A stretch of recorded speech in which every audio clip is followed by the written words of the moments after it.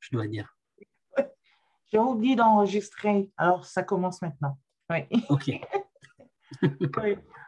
Ah, c'est vrai, une bonne mémoire. Je pense qu'il y avait une bourse qui couvrait une partie des frais, mais ça ne couvrait pas tout. Il fallait quand même avoir des fonds Ça personnels couvrait pas tout.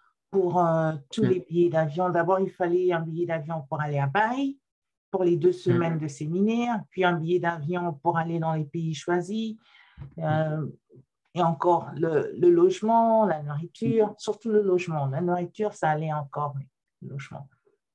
Alors, c'est très similaire au stage dont vous parliez, là. Alors, comme Florent Blanc vient de le dire, on s'est rencontrés à Chicago.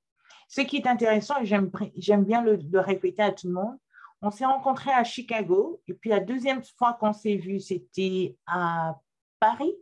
À Paris, Oui. ouais. Et la troisième fois qu'on s'est vus, c'était à Kinshasa. Ouais. C'est incroyable. On s'est vus dans des villes différentes. Ouais. Et alors, je vais juste commencer la présentation officielle de Florent. C'est vraiment un parcours super intéressant. Alors, je partage mon écran. Voilà.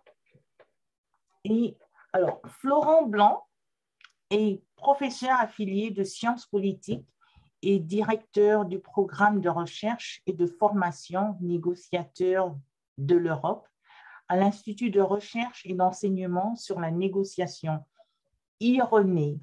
Ça fait partie de l'ESSEC Business School, qui en français veut dire École supérieure des sciences économiques et commerciales. Florent gère un programme complet de formation sur la négociation pour le personnel des institutions européennes et dispense régulièrement des formations. Activement impliqué dans les questions de développement, Florent conçoit et dispense des formations sur le dialogue politique et les outils d'analyse contextuelle. Il enseigne la négociation à l'Institut national du service public et la médiation à l'Université Paris II.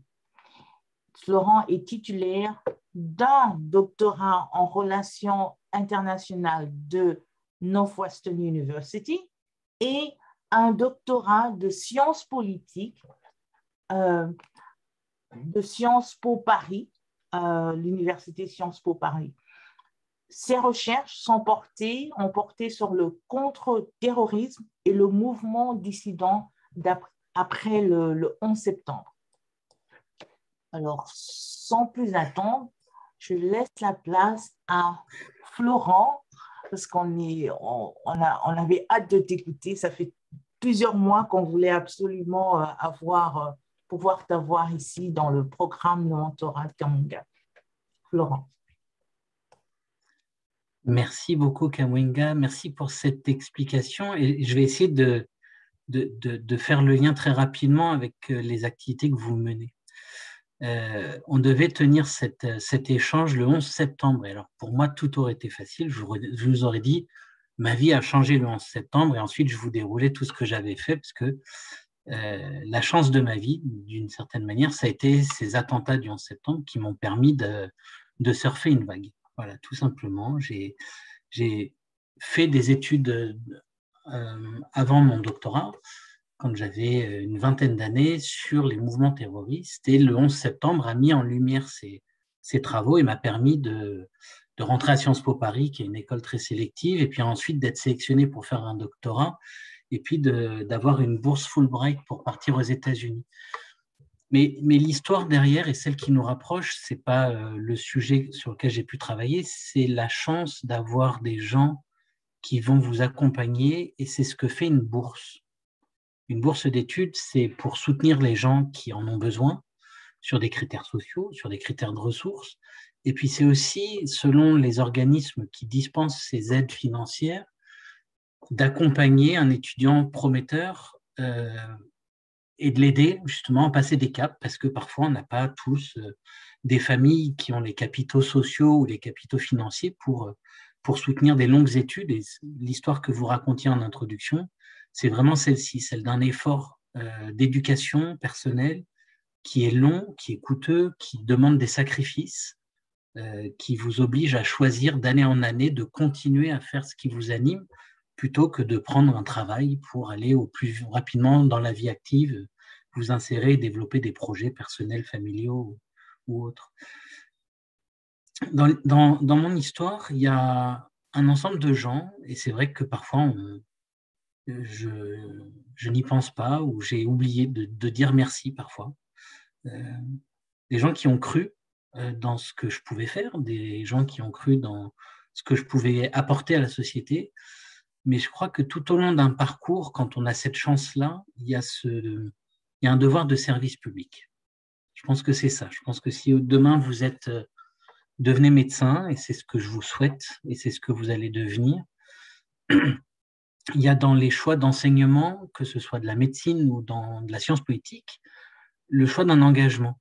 Et dans le programme Kabwika, dans le programme de bourse Kamunga, il y a cet engagement qui est au cœur de cet effort-là, qui est de dire, vous vivez dans un pays où le nombre de médecins pour 1000 habitants est de loin inférieur aux préconisations des organisations internationales. Vous n'êtes pas des statistiques, vous ne serez pas des statistiques, vous êtes des individus avec vos personnalités, avec vos choix, avec votre volonté d'engagement et tout ce qui vous anime, que ce soit un engagement pour le service public ou un engagement personnel, ce n'est pas à nous d'en juger ici, mais il y a dans le statut qui va vous être conféré d'ici quelques mois, d'ici quelques années pour certains d'entre vous, une responsabilité sociétale.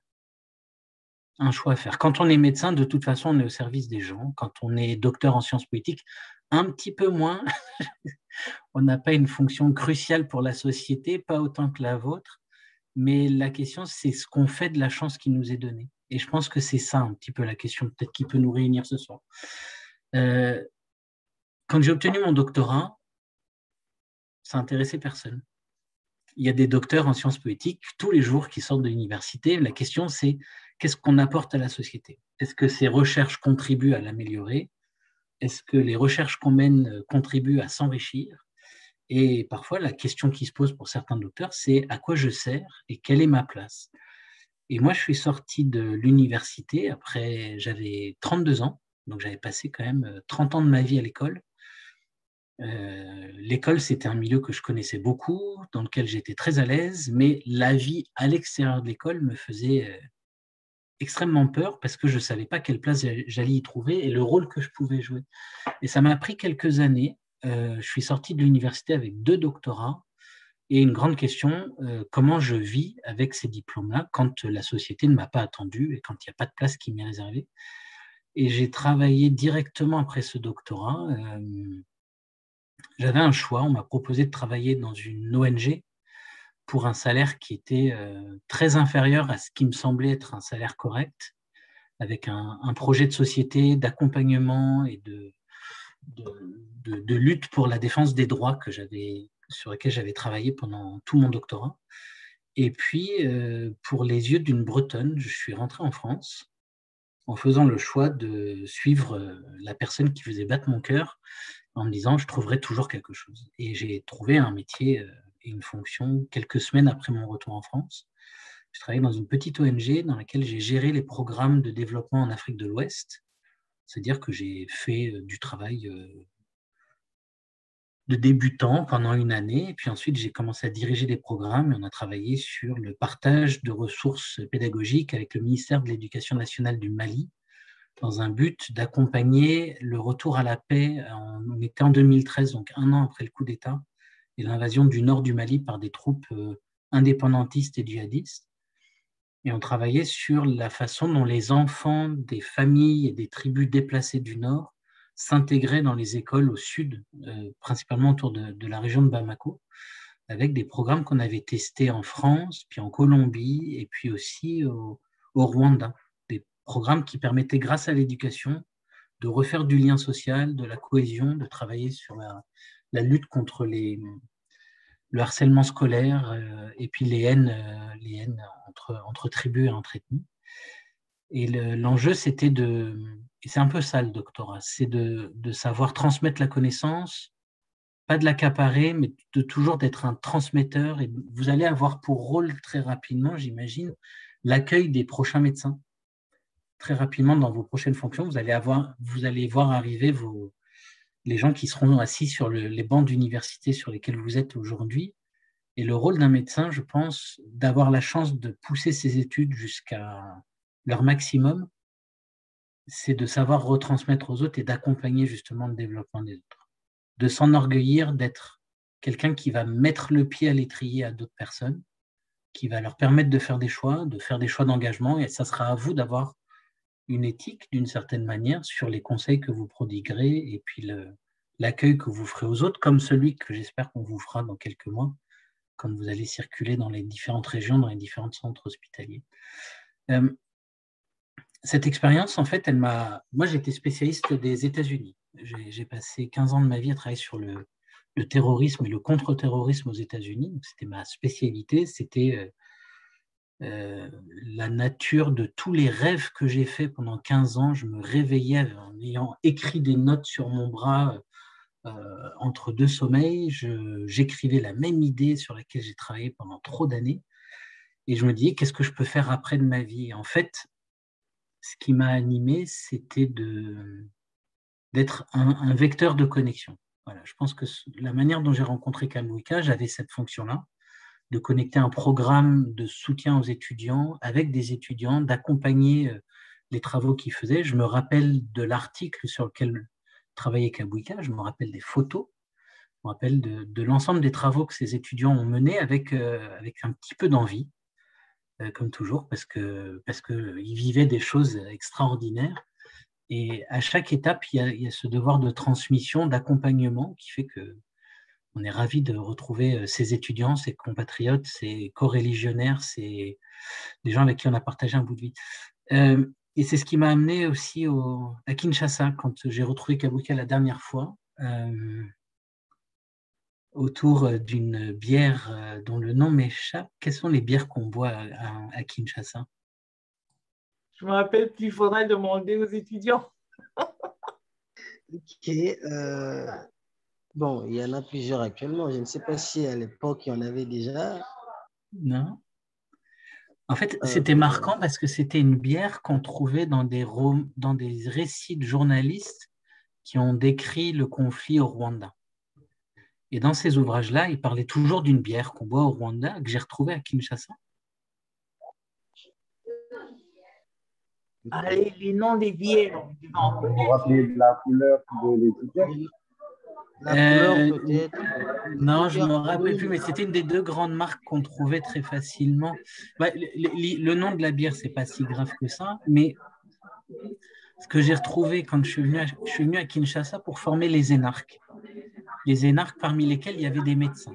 Je me rappelle de plusieurs jeunes femmes qui étaient médecins et qui avaient choisi de postuler au concours de l'École nationale d'administration pour justement intégrer les ministères sociaux, les ministères de la santé, les ministères des femmes, de protection, etc. Et il y avait cette passion du service public que j'ai en partage. J'enseigne à l'ENA en France, j'ai enseigné à l'ENA à Bamako, à Kinshasa, j'enseigne à énormément de fonctionnaires et d'élèves fonctionnaires. Et ce qui me marque à chaque fois et qui me dit que je suis à ma place dans le monde, c'est que ce sont des gens que je rencontre à un moment de leur parcours, comme vous, et qui vont devenir des acteurs de ces services publics auxquels on appelle quand on travaille sur le développement ou quand on se rend compte qu'en fait, le monde est fait d'États qui sont bien entendu à différents niveaux, mais qui sont animés par des gens comme vous, des gens qui vont jouer ce rôle-là de fournisseurs de services publics de santé, quelle que soit la nature de l'organisme pour lequel vous travaillerez, que ce soit au Congo ou ailleurs, vous aurez ce don de transmettre la qualité de vie par votre capacité de soins, d'accompagnement, d'écoute. Vous parliez tout à l'heure, quand on part en région, il faut aussi choisir son déploiement en fonction des langues qu'on parle. Et le service public de la santé, il est capital justement pour amener l'ensemble d'une population à bénéficier de services publics, parce que c'est l'État, dans la plupart des territoires du monde, qui fournit le service public avec l'aide ou pas de partenaires étrangers, de gens qui accompagnent, de différentes structures, mais on est bien dans la fourniture d'un service public au public, quelles que soient les conditions de ressources, d'appartenance, de croyance, de religion, etc. Et je trouve que particulièrement dans la santé, le serment d'Hippocrate, qui fonde votre fonction et votre rôle, indique tout particulièrement cette valeur-là de partage et d'un monde où on essaie de ne pas distinguer, de ne pas soigner les uns au détriment des autres. Et ça, je trouve que c'est quelque chose qui est particulièrement marquant. Dans ma vie actuelle, je suis responsable d'un programme de formation et je forme les gens, je forme plusieurs centaines de personnes par an dans différents corps, dans différentes administrations, dans différentes entreprises, à la négociation et à la médiation. Et je fais le lien avec ce que j'ai fait toute ma vie, c'est-à-dire que la médiation, la négociation sont des formes d'art par lesquelles on passe pour résoudre des conflits. Alors, je préfère former à la médiation ou à la négociation des gens qui font partie de services publics, qui vont devoir justement gérer des conflits qui affectent des groupes sociaux plus larges, plutôt que de former des responsables d'entreprise qui vont négocier des bonnes affaires et des contrats juteux. Mais dans la vie, il faut aussi parfois manger, il faut faire rentrer de l'argent. En tant que salarié, ce n'est pas tout à fait ce qui m'anime, mais je trouve là-dedans une façon de répondre à mon envie de service public. Quand on travaille sur la négociation, sur la médiation, la négociation, c'est l'art de résoudre un différend de manière non coercitive, en n'utilisant pas la force, en n'utilisant pas la menace, mais en trouvant des argumentaires, une capacité de compréhension qui permettent d'apporter à l'autre une bonne solution. Et je pense que dans cette écoute-là, on retrouve le rôle du médecin et du soignant. Et on revient sur cet enjeu de parler la langue locale, de comprendre le terrain et les gens avec lesquels vous allez travailler, puisque plusieurs crises récentes dans le domaine de la santé publique ont montré que l'administration de la médecine seule ne suffit pas. La compréhension des populations, une approche sociologique, mais aussi anthropologique de la médecine, permet de comprendre aux médecins comment parvenir à l'objectif de soins, et notamment il y a plusieurs exemples qui m'ont marqué dans ma vie, parce que j'étais présent à Bamako quand il y a eu la crise d'Ebola de 2014-2015, et on ne pouvait pas soigner Ebola uniquement par la médecine moderne, par les connaissances et par les pratiques occidentalisées de protocoles de soins, etc. Et on s'est rendu compte à cette époque-là, en tant qu'observateur, moi je n'étais pas bien entendu dans une ONG de soins, mais que les programmes qui étaient conçus en dehors d'une lecture fine des terrains et des populations échouaient et finissaient très rapidement par devoir évoluer en faisant le lien entre la médecine de crise, de gestion de crise, de pandémie, et puis les médecines traditionnelles.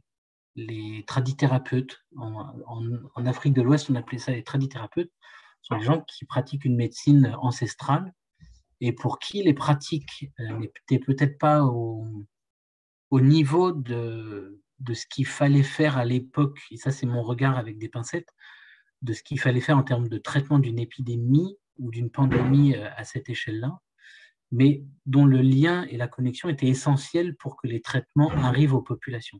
C'est-à-dire d'identification, d'orientation des patients vers les centres de santé et d'une quête de non-opposition entre la médecine officielle ou la médecine moderne et la médecine traditionnelle pour éviter les clashs et puis la diffusion de rumeurs qui allaient à l'encontre des programmes qui étaient mis en place. Voilà. La médiation, et ça sera mon dernier point avant d'ouvrir le débat, la médiation, c'est une quête de toute une vie, de règlement des conflits et de capacité d'intervenir dans l'intérêt de la paix. Alors, le terme est un peu galvaudé, il est un petit peu idéaliste, mais je me rends compte que j'ai passé ma vie à être un élève médiateur, un élève délégué, quelqu'un qui essaye d'organiser des mobilisations quand il y avait des combats à mener, quelqu'un qui a ensuite passé une grande partie de sa vie à étudier les mouvements de lutte pour les droits et pour l'égalité, et qui s'est toujours questionné sur le rôle qu'on pouvait avoir quand on était un homme blanc d'un pays occidental, avec toutes les chances qui m'ont été offertes de par la naissance, de par l'endroit où j'ai été, de par les choix que j'ai pu faire, parce que justement j'ai eu les soutiens et les bourses qui m'ont permis de poursuivre jusqu'au bout de mes études sans avoir à faire trop de choix difficiles ou en ayant la capacité de faire certains choix difficiles et de pouvoir poursuivre mes études. Et la médiation, c'est ce travail de pacification au quotidien. C'est le travail entre deux voisins, ce travail de compréhension entre deux personnes qui ne sont plus en mesure de se parler. Et dans mon travail de médiateur, je pratique, et dans mon travail d'enseignant, je transmets cette capacité de comprendre. Et je pense que c'est des compétences que vous pouvez tout à fait développer pour comprendre vos patients et les amener à comprendre le soin que vous allez leur prodiguer et à faire ce travail de pédagogie que les gens qui ont un doctorat sont en responsabilité de faire. Voilà.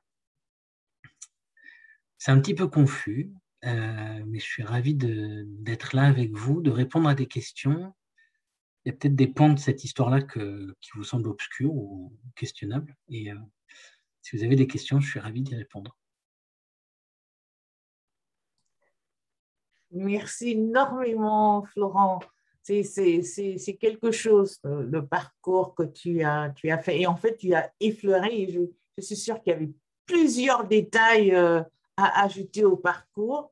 Et alors là, c'est le moment pour tout le monde ici sur Zoom de penser comment est-ce que l'expérience de Florent Blanc s'applique, comment est-ce que sa connaissance s'applique à votre expérience ou l'expérience que vous allez avoir en tant que médecin.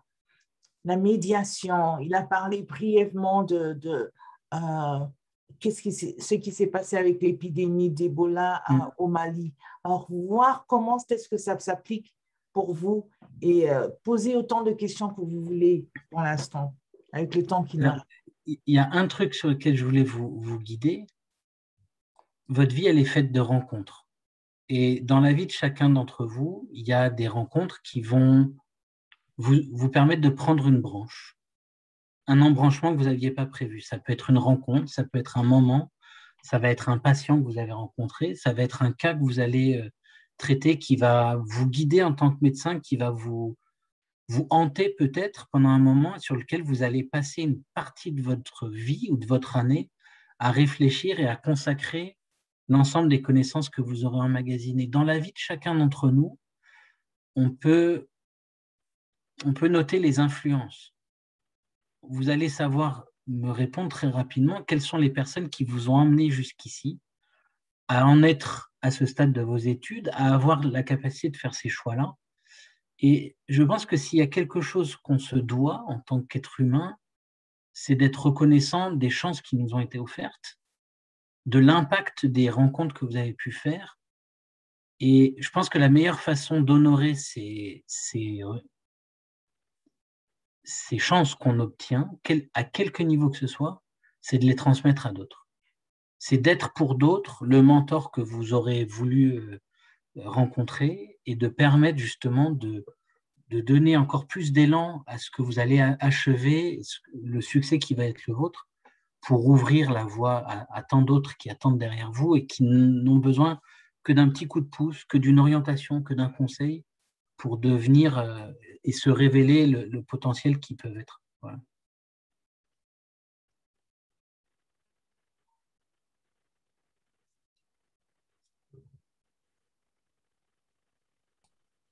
Des commentaires, réflexions, questions?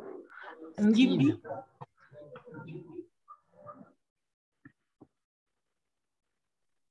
Merci beaucoup. Bon, pas vraiment de questions, mais beaucoup plus de commentaires. Personnellement, je tenais vraiment à remercier Dr Florent parce que à l'entendre parler, c'était un peu comme si c'était un mélange de trois cours que nous avons eu en troisième doctorat. Il y avait il y avait des déontologies médicales là-dedans. Il y avait de l'anthropologie médicale. Il y avait aussi un peu de la médecine traditionnelle parce que ce qui est bien dans ce que vous avez dit, vous abordez la médecine dans un contexte social. Et c'est vraiment ce que nous a appris. La médecine, ce n'est plus seulement venir à l'hôpital, essayer de traiter, mais c'est beaucoup plus que ça. Les patients que vous rencontrerez à l'hôpital sont des patients qui vivent dans des communautés. C'est comme en anthropologie, on dit, bon, l'homme individuel, il est biologique, mais l'homme communautaire, c'est social. Donc, sa coutume, comment est-ce qu'il comprend sa maladie, comment est-ce qu'il interprète. Et vous avez même donné un exemple en parlant d'Ebola. Parce qu'on a aussi remarqué ou des recherches ont montré qu'il y a plusieurs maladies, il y a plusieurs pandémies ou épidémies qui ne sont pas bien gérées parce qu'on ne règle pas ces côtés sociaux-là.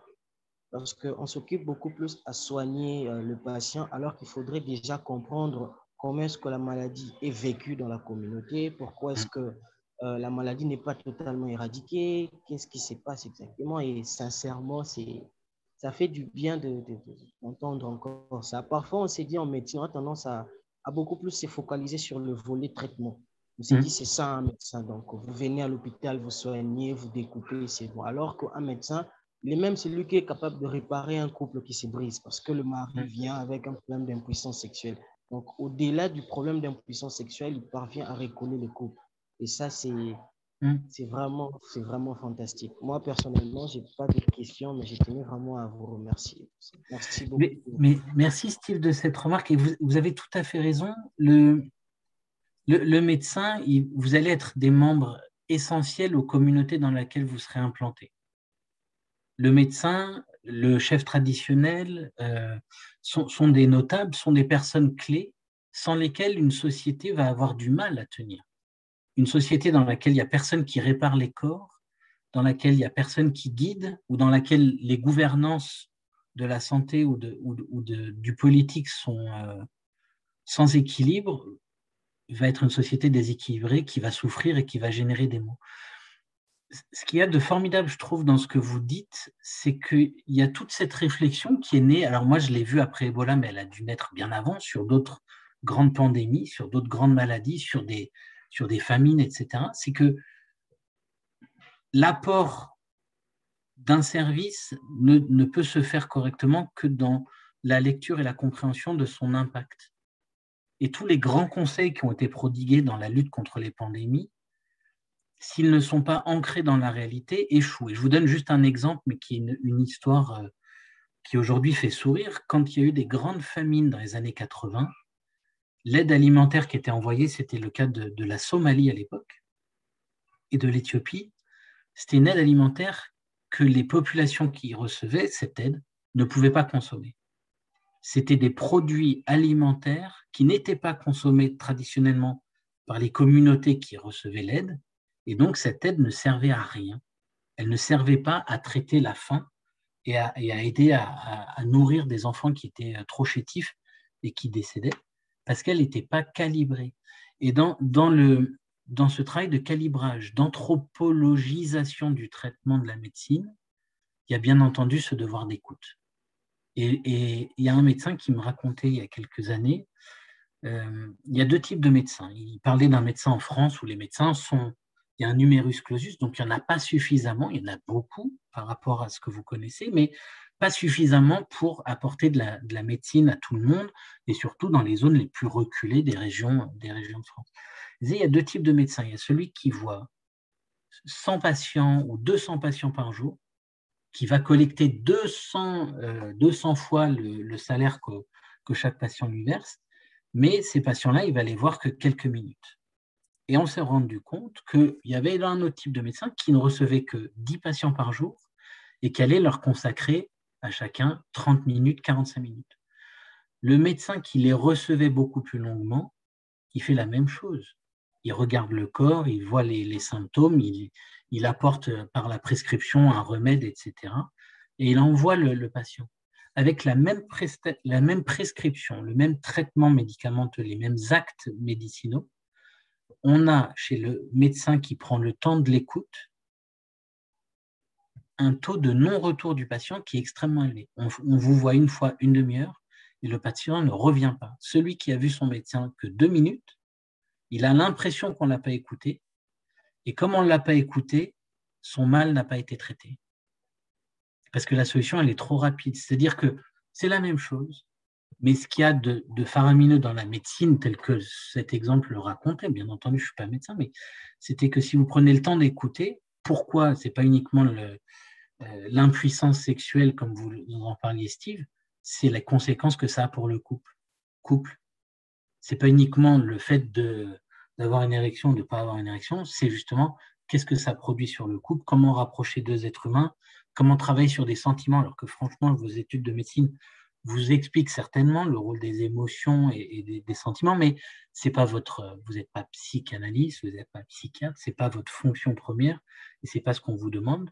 Mais la qualité d'écoute fait que les gens trouvent dans l'empathie une raison de se soigner, par exemple, une raison d'aller plus loin dans leur traitement. Alphonsine.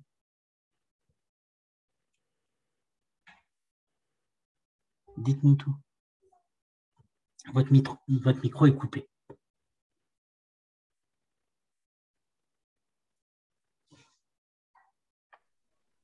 Pardon, je n'avais pas remarqué. Donc, je disais, vous avez dit tout à l'heure là un point qui a retenu mon attention. Vous avez parlé de comment, c'est vrai qu'on dit tout à l'heure là, que c'était vraiment, on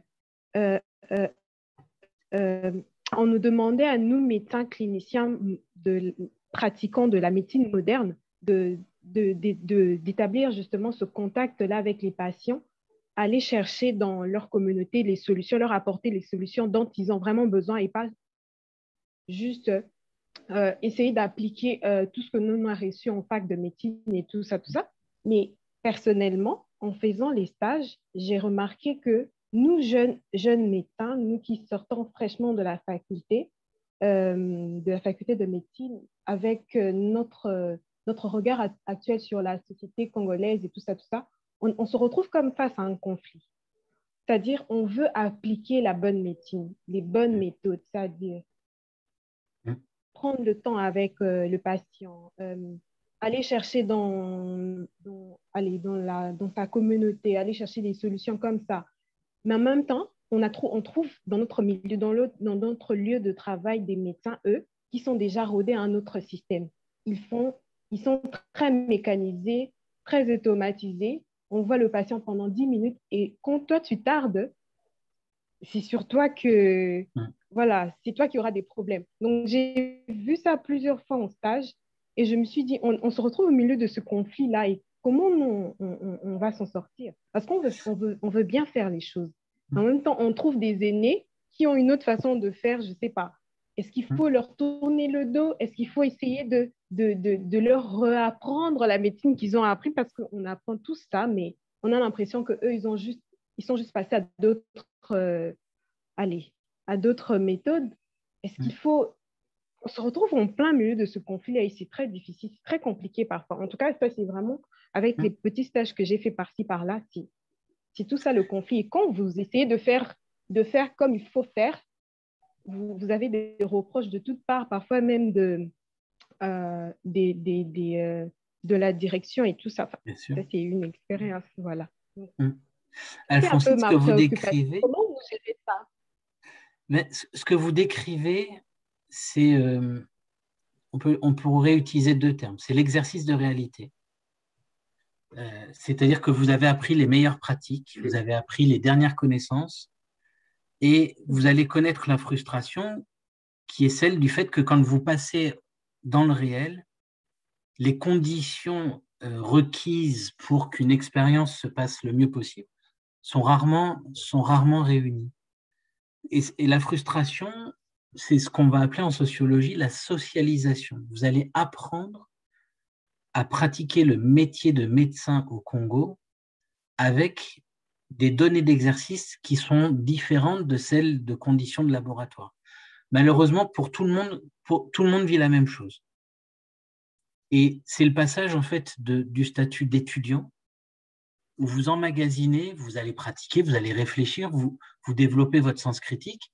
Et quand vous allez vous retrouver sur le terrain, vous avez rarement tout ce dont vous auriez besoin. Et tous les médecins du monde, alors peut-être qu'aux États-Unis et à la clinique Mayo, c'est peut-être un des endroits du monde où les choses se passent le plus idéalement possible.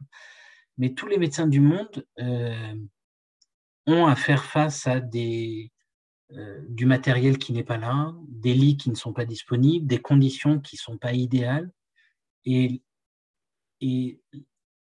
apprendre le métier des anciens, c'est aussi comprendre que vous allez lutter, vous allez essayer de faire votre place, vous allez essayer de pratiquer la médecine telle qu'on vous l'a enseignée dans les conditions les plus idéales ou les plus proches de l'idéal possible. et que malheureusement sur le terrain, il va falloir composer avec le réel. Et c'est un exercice qui est douloureux pour tout le monde, quel que soit le métier que les gens pratiquent, mais plus encore en tant que médecin, parce que vous avez fait le serment de soigner les gens. Le fait de ne pas être dans les conditions idéales va vous créer une tension qui, parfois, fait aussi que certains médecins craquent, abandonnent le service public et vont dans le secteur privé parce qu'on leur promet des conditions d'exercice dans une clinique privée où on soigne les gens pour des motifs financiers qui permettent justement d'avoir une médecine moderne telle qu'on vous l'a apprise.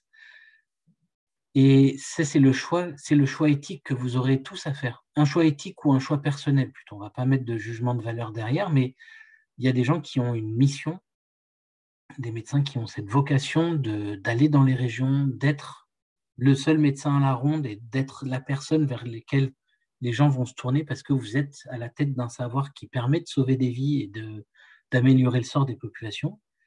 Et puis, il faut aussi être conscient que chacun a ses limites et qu'il y a un moment où vous êtes tout à fait en droit de choisir d'exercer dans d'autres conditions ou de faire le choix dès la sortie de la fac de médecine en disant il y a énormément de médecins dans des pays divers et variés qui font le choix de l'expatriation, par exemple.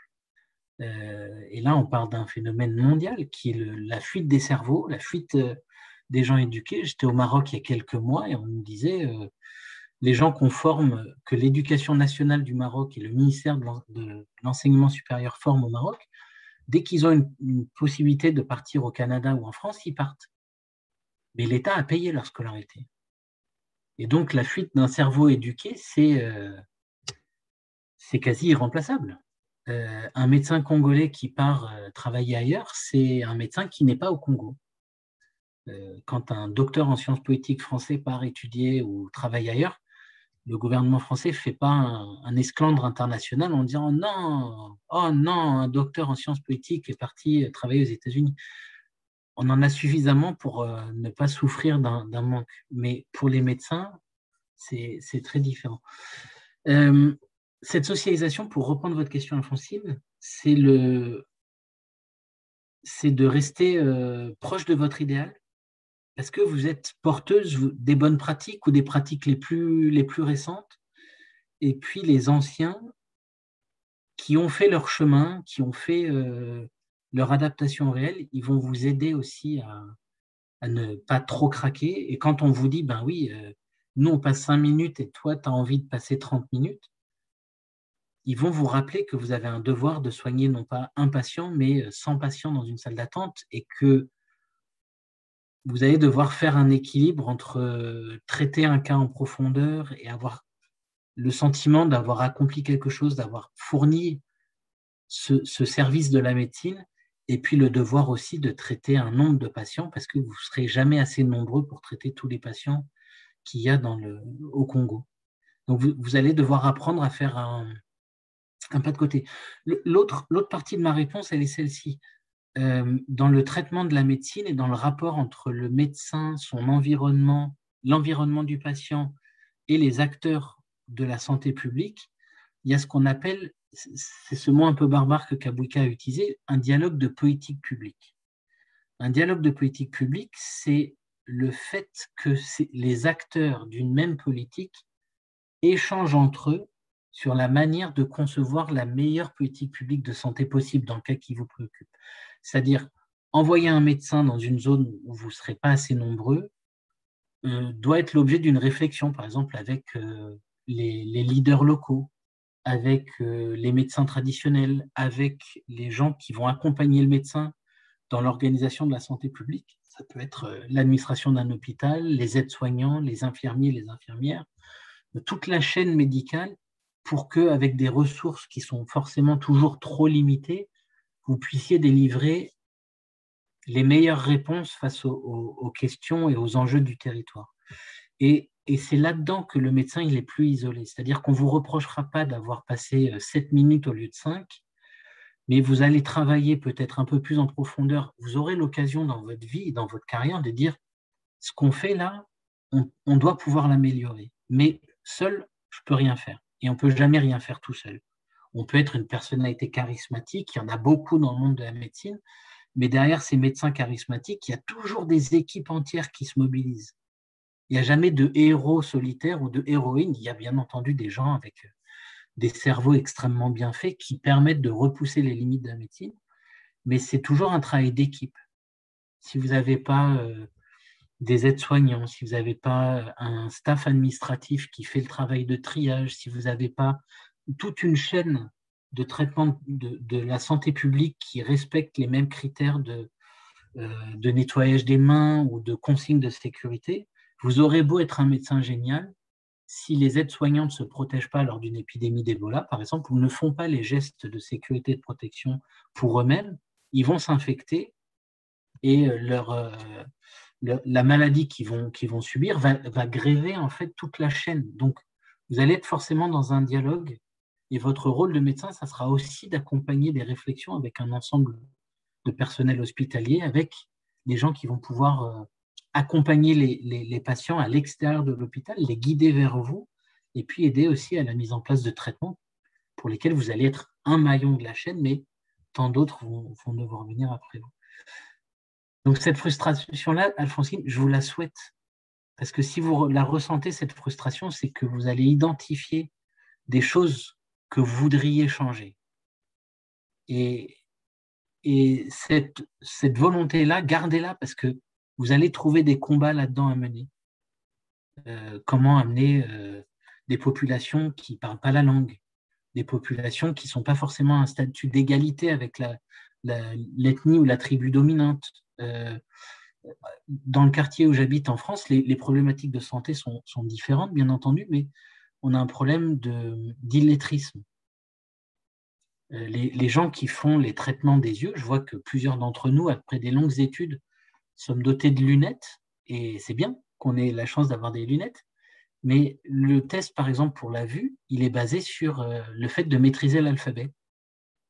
Enfin, en France et aux États-Unis, où j'ai pu vivre, il faut reconnaître des lettres A, V, C, P, Q, et selon le détail, si c'est un O ou si c'est un Q, le médecin peut déterminer si vous êtes plus ou moins myope.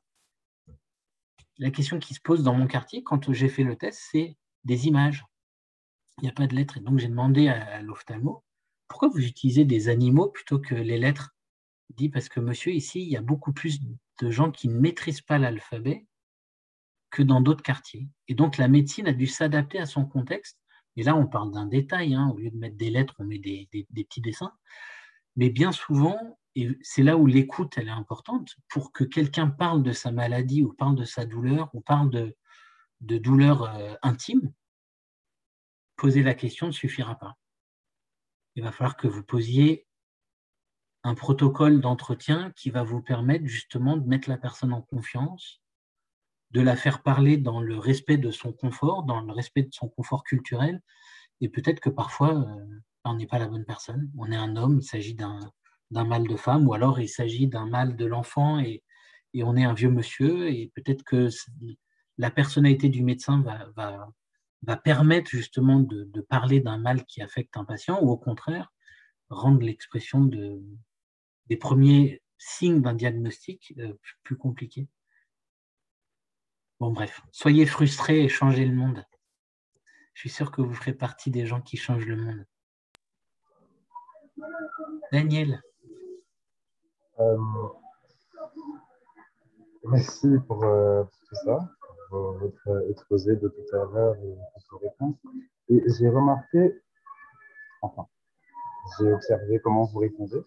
Et puisqu'on a dit que vous êtes négociateur et tout, j'ai l'impression que vous avez fait des cours de psychologie. Un peu. C'est une question après. Ok, et sur base de ça, vous savez cerner les gens et vous cernez les situations sous un nouveau regard. Vous savez regarder les situations avec des regards différents. Alors, j'allais vous poser une question. Comment savoir, comment choisir entre être bien, travailler dans de bonnes conditions et donc bien s'occuper de sa famille et choisir les autres, donc renoncer à son être bien pour mieux s'occuper des autres, des gens, quitte à renoncer à un très bon salaire, à de bonnes conditions de travail. Comment choisir? Alors, là, la personne qui se pose la question, la description de la personne qui se pose la question est importante. Je vous donne un exemple. Je suis un homme blanc, français, marié avec un enfant de 44 ans, dans une vie qui est confortable, matériellement qui est confortable. Et à ce stade-là de ma vie, où j'ai plus d'inquiétude, ou en tout cas mes inquiétudes personnelles et matérielles sont réglées, une tendance naturelle serait de dire écoutez votre cœur, faites ce qui vous plaît, etc. Soyez au service des autres. Mais ça, c'est une réponse qui m'est propre à moi, parce que je peux me permettre aujourd'hui de donner à d'autres des conseils qui seraient très mal avisés. Ce qui est important, c'est que selon qui vous êtes et la place que vous occupez actuellement dans votre projet de vie et dans votre communauté, dans votre famille, toutes les personnes autour de cette table n'ont pas les mêmes facilités à faire, n'ont pas les mêmes capacités à faire les mêmes choix. Certains, pour faire des études, prennent, et on a vécu avec Kabwika aux États-Unis, des gens pour arriver jusqu'à un doctorat emmagasinent des dettes qui vont gréver leur avenir pendant 30, 40 ans. Donc, quand on a des dettes ou quand on a des conditions matérielles qui sont difficiles, on ne peut pas se permettre de faire des choix, excusez-moi de dire ça, de bourgeois, c'est-à-dire de choisir ce que son cœur voudrait faire. D'accord ? Et si je vous donnais ce conseil-là, ça serait des conseils de vieil imbécile. Vous avez aujourd'hui, et je pense que le doctorat, c'est ça, le doctorat vous donne une opportunité de faire des choix que vous n'aviez pas sans le doctorat. Vous avez des choix, une fois que vous êtes diplômé de médecine, qui ne sont pas les choix que vous auriez pu avoir si vous aviez fait le choix d'être aide-soignant ou infirmier. Vous n'avez pas devant vous le même éventail de carrière, le même panel de choix. Vous pouvez être médecin dans les régions du Kasaï, traiter des gens qui ont, je vais dire des choses et vous ne m'en voudrez pas, mais qui connaissent une violence armée peut-être plus fréquente qu'à Kinshasa ou encore plus fréquente qu'à Paris ou à Washington, et vous allez avoir un impact considérable. Le fait d'être un médecin là, d'être un personnel de santé auprès de populations qui en ont forcément besoin, va vous donner un rôle, des enjeux, des choix éthiques, et puis va vous présenter à des drames qui sont phénoménaux, où là, vous allez faire une différence fondamentale. Alors, je parle de choses que je ne connais pas, et c'est peut-être des postes sur lesquels vous n'aurez pas la carrière d'un médecin dans une clinique privée à Kinshasa ou ailleurs. Mais il n'y a pas de préconisation, il n'y a pas de conseil. Enfin, moi, j'en ai pas en tout cas à vous donner, parce que je pense que justement, un des choix que vous avez, c'est de décider ce que vous voulez faire de la connaissance que vous avez acquise, de la pratique que vous avez développée. D'accord ? Le père de Kabwika, premier pédiatre du Congo, pionnier de la médecine pédiatrique, il y a une mission de service public. Il y a des gens qui choisissent de faire ça.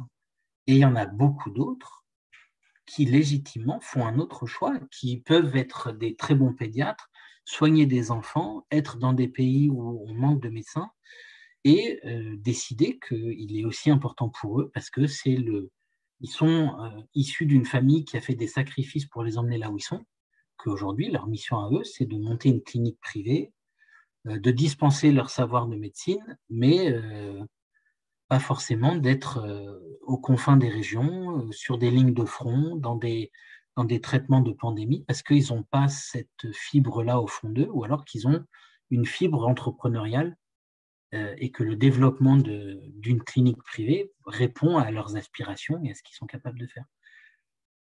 Il y a une tentation très facile quand on est en Occident de valoriser les pionniers, les héros, les gens qui vont faire le don de soi. Mais c'est très différent de faire ce choix quand vous êtes concerné, quand ça affecte votre vie, celle de votre famille, et que les choix sont beaucoup plus réels et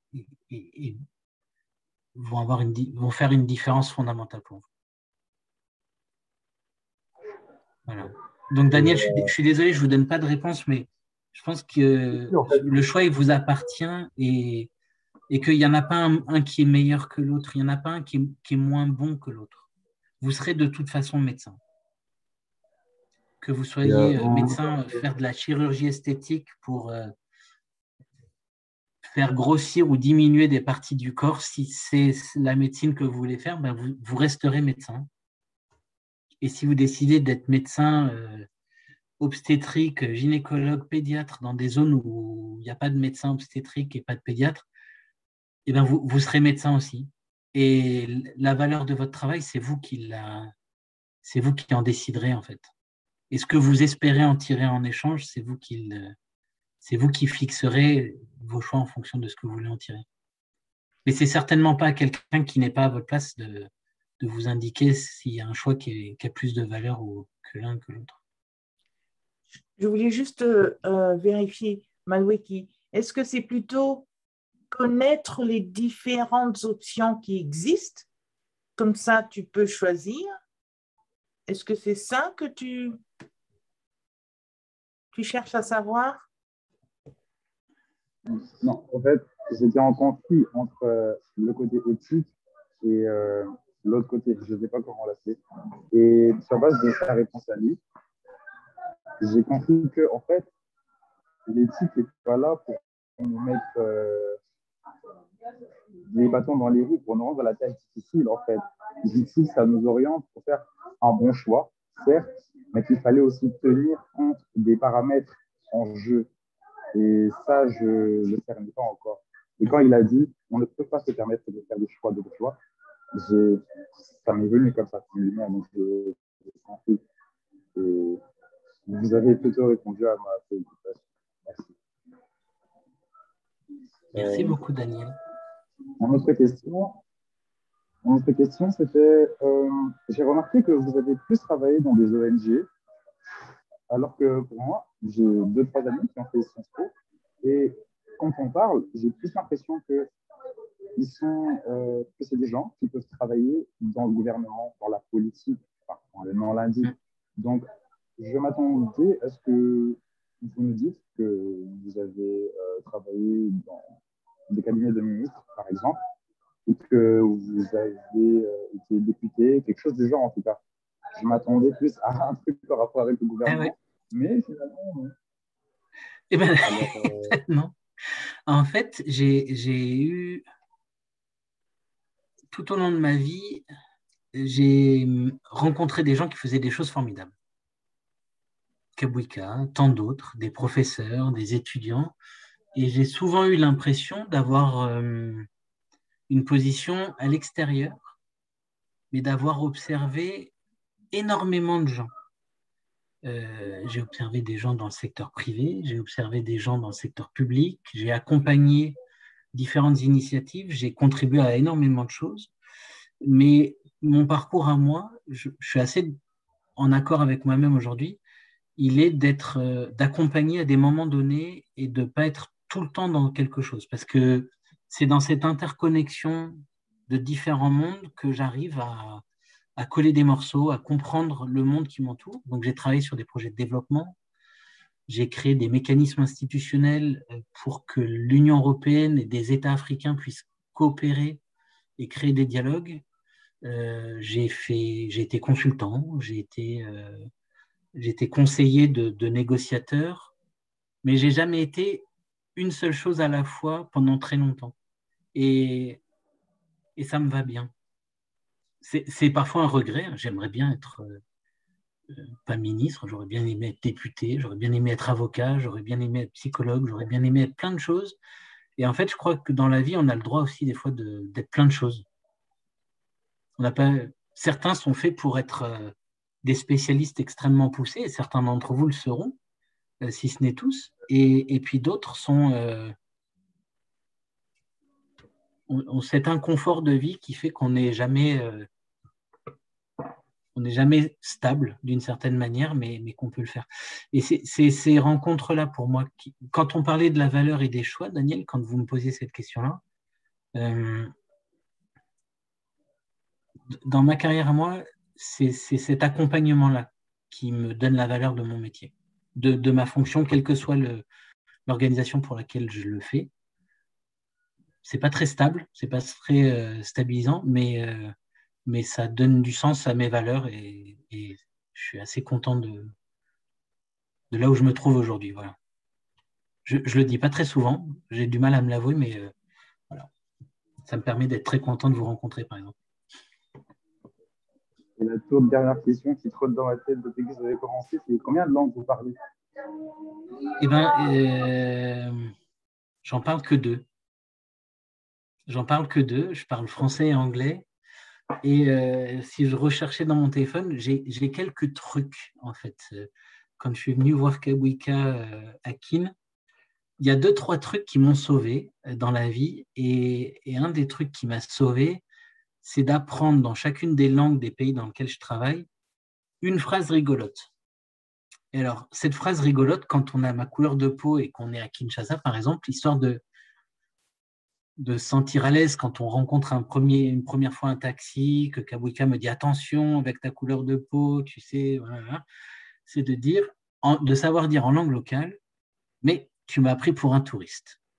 Voilà, ça c'est une chose rigolote parce que la personne vous regarde en disant quand même, t'es un touriste. Et là, on commence à rigoler. Voilà, c'est une petite phrase, c'est un petit truc. Mais malheureusement, je parle que de langue. Alors, j'imagine que vous en parlez beaucoup plus que moi. Mais avec 2 langues, j'ai réussi à m'en sortir. Non, je parle un peu russe. Alors, tant que la Russie reste confinée à l'est de l'Ukraine, voilà. Et puis, si un jour la Russie s'étend un petit peu plus à l'ouest, peut-être que ça me servira de langue de survie. Mais voilà. Combien de langues vous parlez, vous, Daniel? Français, lingala, je bricole un peu d'anglais, je sais dire 2-3 mots en espagnol, 3,5. 3,5. Est-ce que c'est l'ensemble des langues ou est-ce que vous en parlez plus que celles que vous listez là? Des langues régionales ou des dialectes? Sur les langues régionales, je parle très bien en lingala. Ouais. Et ma langue traditionnelle à moi, de ma tribu, je ne la connais pas très bien. J'ai honte de le dire. Je sais dire peut-être 1-2 mots, vite fait, comme ça. Mais je parle plus lingala en langue régionale. D'accord. Et sur les autres langues, il y a le français, je maîtrise bien aussi, très bien. Et l'anglais, je peux quand même m'en sortir. D'accord. Oui, ça vous fait quand même 3,5 langues, 4 langues. C'est en plus de tout ce que vous avez acquis en médecine, c'est énorme. Ah oui, quand même. Oui, parce que étudier en médecine, c'est très éprouvant. D'ailleurs, ça me rappelle, j'allais vous dire, vous avez fait 2 doctorats. Et oui. À part ça, il y a beaucoup d'études que vous avez fait à côté aussi. En fait, j'ai fait 2 doctorats parce qu'on était dans un programme de double doctorat. Donc, j'ai fait ce qui était requis pour avoir un diplôme américain, avec un ensemble d'examens, d'attendus, une thèse que j'ai rédigée entièrement en anglais. Et puis, j'ai passé aussi tout ce qu'il fallait de thèse pour avoir un doctorat en France, avec un autre système de demande et de processus de validation. Avant, j'ai fait un master en relations internationales et avant, j'avais fait une année de spécialisation au Canada. Et avant ça, j'avais un diplôme comment ça s'appelle? Un diplôme en service public, droit administratif, institution, etc. Parce qu'à l'époque, je me destinais à être haut fonctionnaire.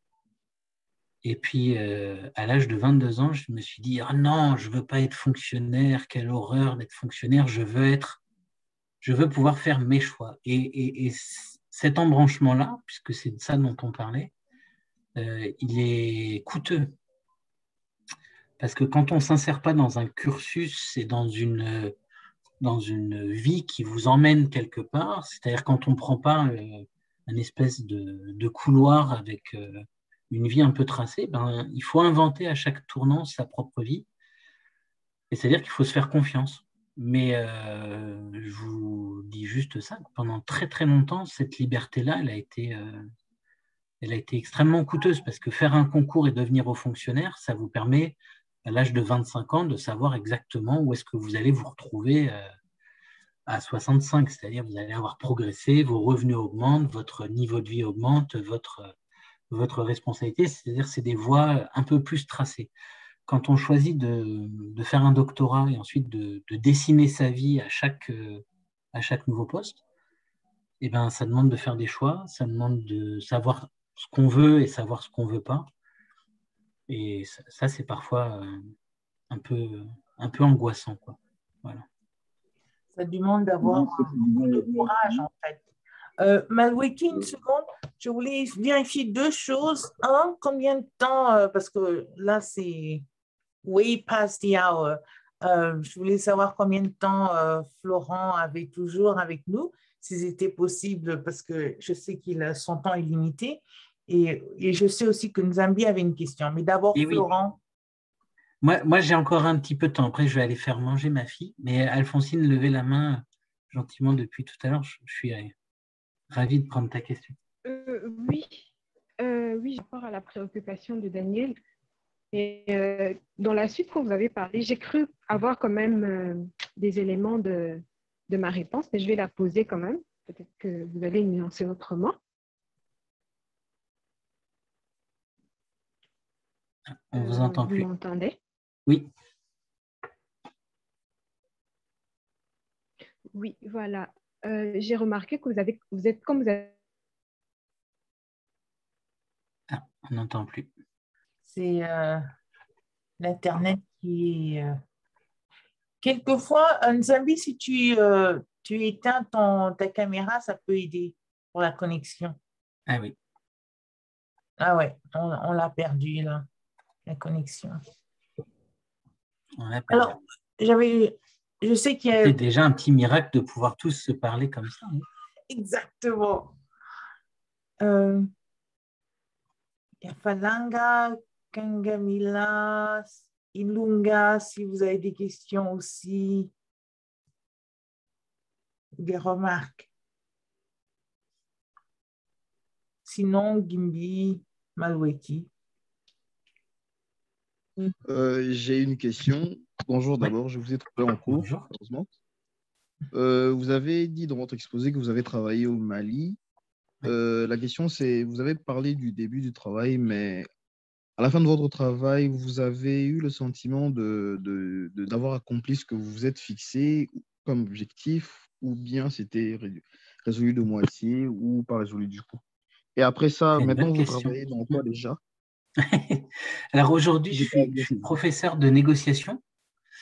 J'ai été recruté justement après avoir fait une partie de ma carrière en France, mais en travaillant comme responsable pour les programmes au Mali, en y faisant très régulièrement des missions.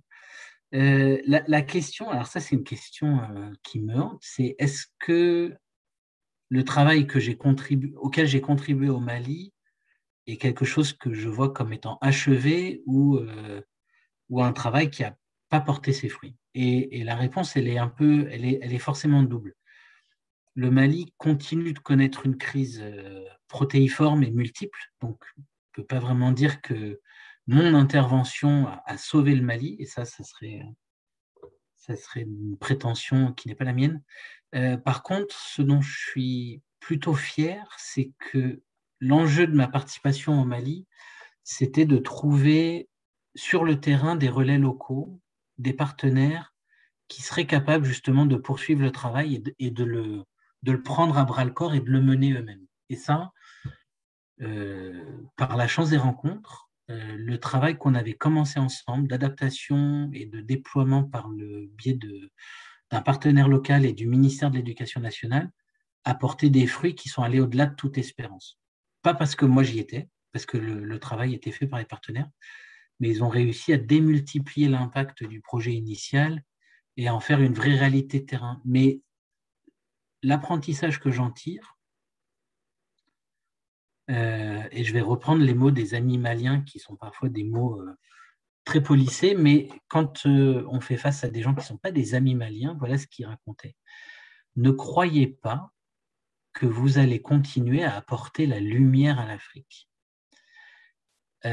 Ces mots-là, je les ai reçus lors d'un atelier d'adaptation, et c'était un partenaire du ministère de l'Éducation nationale qui, lui, avait une franchise absolue et un petit peu de méchanceté, je dois dire, et qui disait, c'est pas vous qui allez sauver le pays, vous n'êtes qu'un étranger.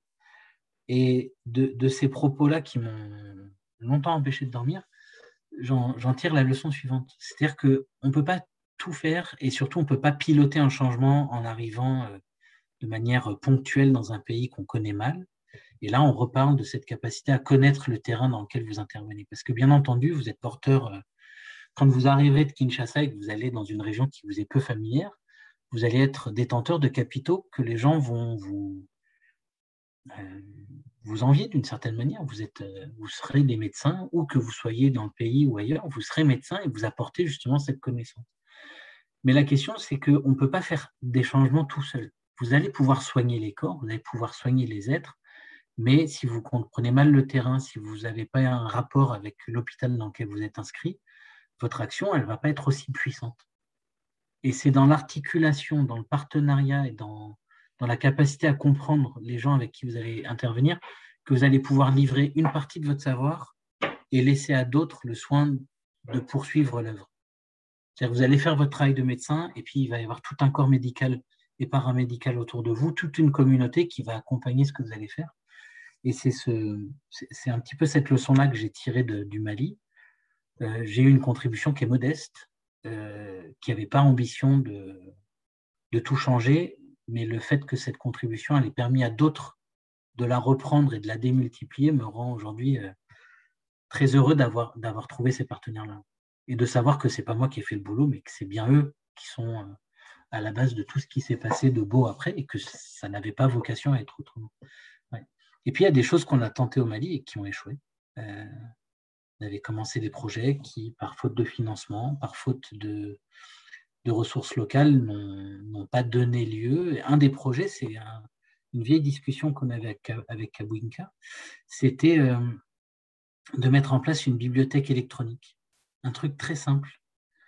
Chaque fois que j'arrivais au Mali, j'avais des amis qui étaient juges, qui étaient avocats, qui étaient défenseurs des droits de l'homme, et je mettais sur une clé USB tous les articles en format électronique que j'avais pu trouver sur des questions qui pouvaient les intéresser. J'arrivais avec des gigabits de données. À l'époque, c'était ça, puis des films, et puis des ressources que moi, je pouvais trouver et que je mettais à disposition gratuitement. J'avais cherché à monter une bibliothèque électronique à l'université de Bamako pour que le manque d'accès aux bases de données occidentales des journaux scientifiques, que l'aspect financier des abonnements ne se répercute pas sur les étudiants, sur les professeurs, et de construire des bibliothèques électroniques gratuitement, puisque j'aurais mis à disposition des articles que moi, j'avais le droit de télécharger. Et ça a été beaucoup plus compliqué qu'il n'y paraissait. Parce qu'il faudrait piller toutes les bases de données pour reconstituer une bibliothèque. Dizaines d'articles, une centaine d'articles, un millier d'articles ne changent pas la donne.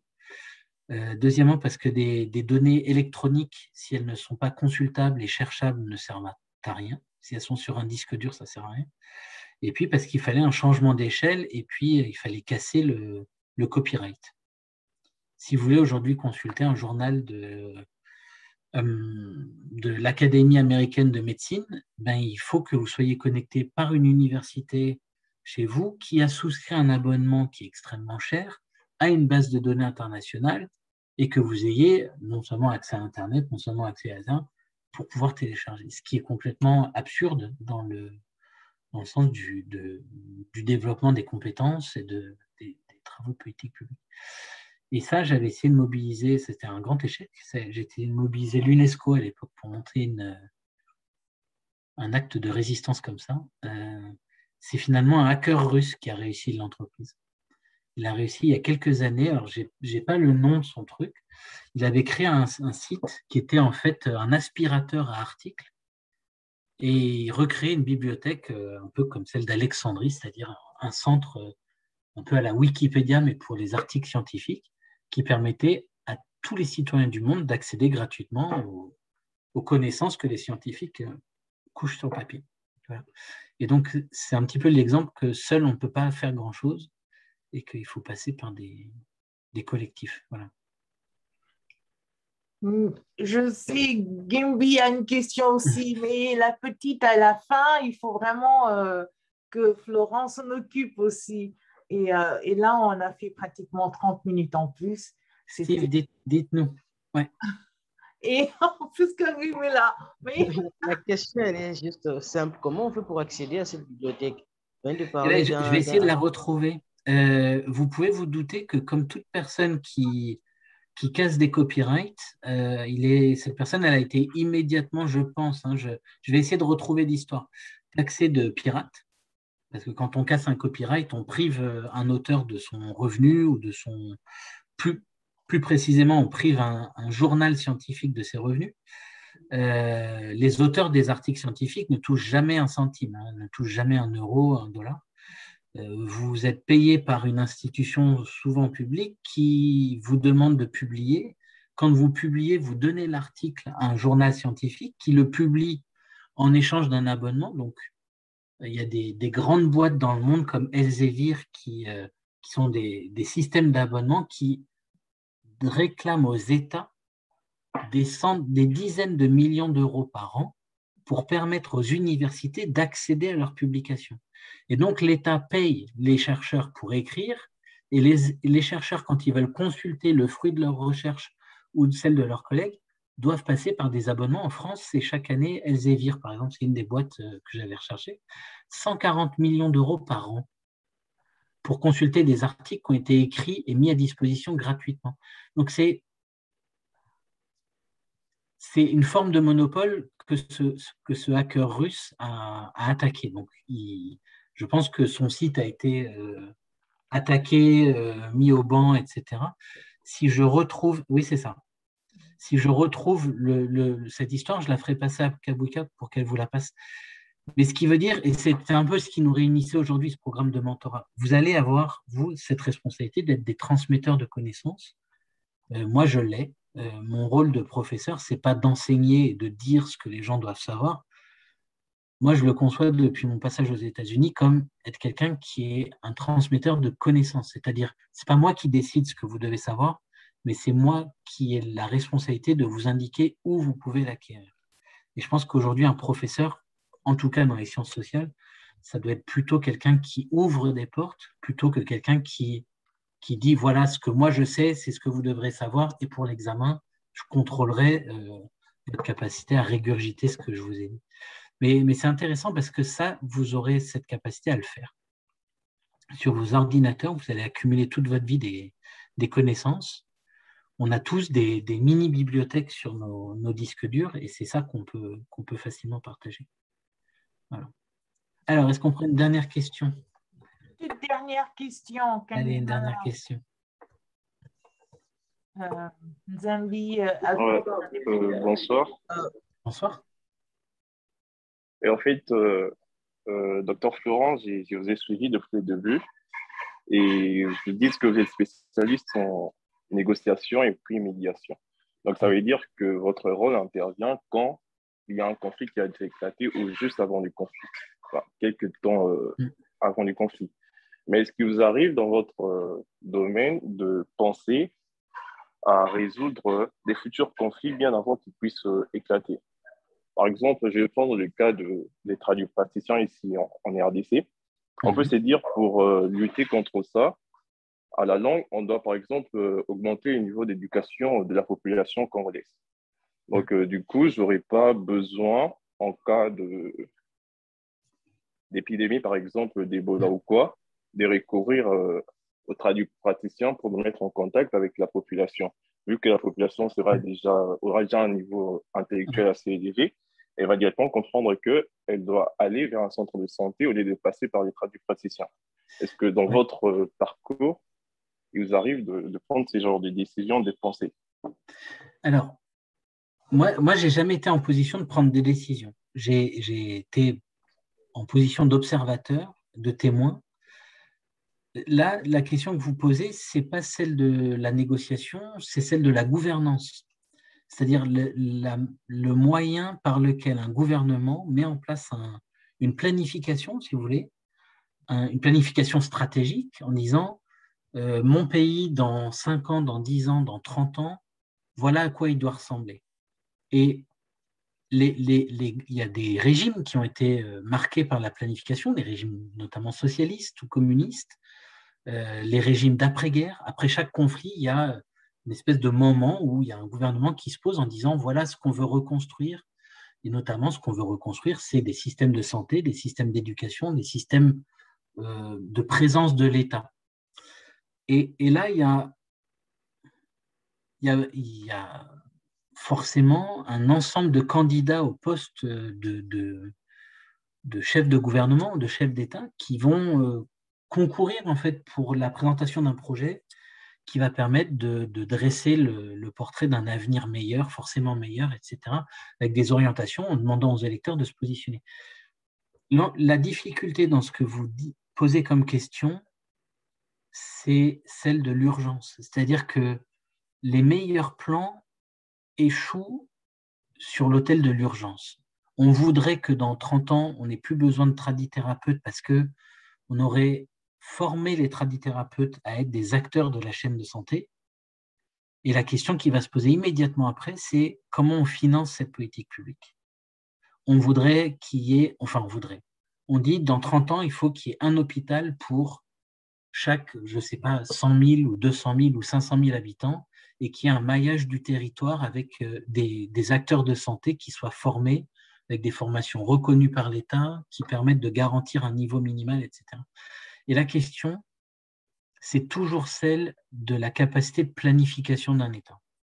La planification de ses ressources, la gestion des accidents, la gestion des aléas. Il y a, ne serait-ce que pas plus tard qu'il y a quelques mois, on avait planifié un monde où les choses pouvaient se programmer. Et puis, il y a ce conflit en Ukraine qui intervient et qui repolarise le monde et qui change la donne.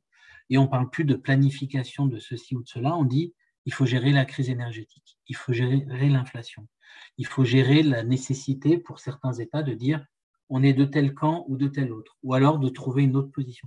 Et tout ça, ça va venir chambouler tous des plans parce qu'il y a des choses qui deviennent possibles ou pas possibles. Dans l'état dans lequel vous êtes un État dont les ressources en termes de matières premières et de sous-sol sont des réserves stratégiques pour le financement des politiques publiques. Un des enjeux majeurs sur lequel moi j'ai eu à travailler, c'était comment on met en adéquation les codes miniers, par exemple, avec la velléité d'un gouvernement de rompre avec une tradition qui fait que les compagnies minières récupèrent 95%, si ce n'est 100% de la valeur qu'elles extraient du sous-sol, avec un système d'exemption fiscale qui prive en fait l'État des ressources financières, des ressources d'impôts, qui permettent justement de financer les politiques publiques. Donc, d'une certaine manière, il vous faut, pour avoir une planification sur la chaîne de santé, avoir une réflexion sur les ressources de l'État. Et les ressources de l'État, ça veut dire les ressources fiscales, la gestion des forêts, la ressource des mines, et ça veut dire une connexion très forte entre les médecins que vous êtes et le ministère de la Santé, et entre le ministère de la Santé et les autres ministères stratégiques du gouvernement, notamment celui du pétrole, si je ne m'abuse à Kinshasa, qui disent, avec les ressources du pétrole, on va pouvoir financer telle priorité, et tenir le rythme. Et ça, c'est aussi une autre source de frustration, comme on le disait avec votre ami tout à l'heure, c'est l'exercice de réalité. Voilà. Donc, est-ce que je me prononce là-dessus? Oui, effectivement, il faudrait une gouvernance qui permette justement de planifier ce qu'on appelle la cohésion sociale, la cohésion des territoires, dire que les ressources, elles doivent être dans la capitale, mais aussi équitablement réparties dans les réseaux territoriaux et des régions, pour que chacun des citoyens puisse avoir le même accès à la médecine, ou le même accès minimal à la médecine dans un avenir proche, et puis ensuite travailler en profondeur sur le maillage des territoires. Il y avait une donnée, par exemple, quand je travaillais au Mali, on disait que dans dans le nord du Mali, une femme enceinte, il fallait qu'elle fasse 5 jours de voyage pour trouver un centre de santé communautaire. Et ça, c'était une femme qui est enceinte et qui a un problème avec son accouchement, elle n'a pas 5 jours. Donc, on mettait en place des financements internationaux pour trouver des ambulances. L'ambulance était un palliatif au fait qu'il aurait fallu beaucoup plus de CESCOM, de centres communautaires de santé, pour mailler le territoire et éviter justement les décès en couche ou les bébés mort-nés. Mais malheureusement, le véhicule n'est pas l'outil ultime. Un véhicule, ça se vole, un véhicule, ça tombe en panne, un véhicule, il faut du carburant, et l'achat d'un véhicule seul, sans le système autour, malheureusement, n'est qu'une solution très incomplète. Mais le problème, c'est que vous allez faire face à des gens qui sont aujourd'hui des patients très connectés et qui savent exactement ce qu'ils aimeraient avoir. Parce qu'ils ont des connexions dans d'autres pays et ils sont tout à fait capables de dire aujourd'hui, nous, on n'a pas assez de médecins. Ils ont beau ne pas être sortis de la région dans laquelle ils sont nés, comme la plupart des gens dans le monde, ils savent très bien ce qui se passe de l'autre côté de la frontière, de l'autre côté de l'océan, et ils sont capables de dire comment ça se fait que de ce côté-là, ils ont X médecins pour 100 000 habitants, et que nous, on n'en a pas assez. Et ça va créer des tensions sur les gouvernements. Mais là, on s'éloigne peut-être un peu du sujet, en fait. Voilà. Ces discussions, il y a tellement de choses à discuter, il y a tellement de questions que c'est tellement intéressant que ça prendrait beaucoup plus qu'une heure, 2 heures ou même plusieurs jours. C'est vraiment un grand plaisir, Florent, d'avoir pris le temps de venir échanger avec les étudiants en médecine.